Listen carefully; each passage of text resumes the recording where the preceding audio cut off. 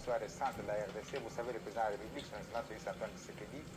avait commencé par participer à l'Expo Dubaï 2020 qui avait été organisée en 2021. Et c'est de là que sont nées des grandes idées. La première,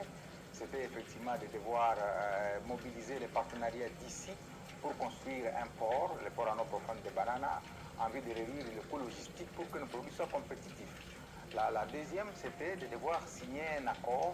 pour d'abord cibler le secteur de matières premières, parce que vous savez, à l'époque, toutes les matières premières de l'Est transitaient par des pays voisins pour atteindre cet espace. Et là, il a créé, premier abord, pour nous permettre de devoir structurer nos exportations, et on a commencé à exporter près de 9 tonnes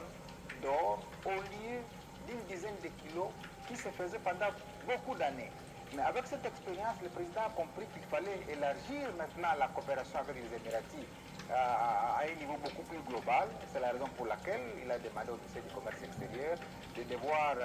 commencer les discussions autour d'un accord économique global qui réunit à la fois le commerce des marchandises, le commerce des services, les règles d'origine pour savoir quels biens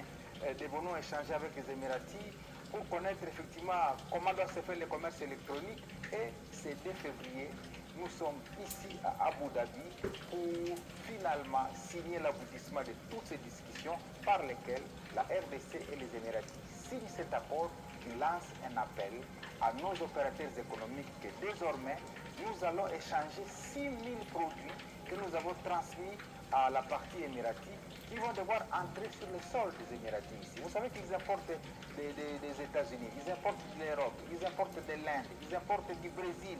Mais le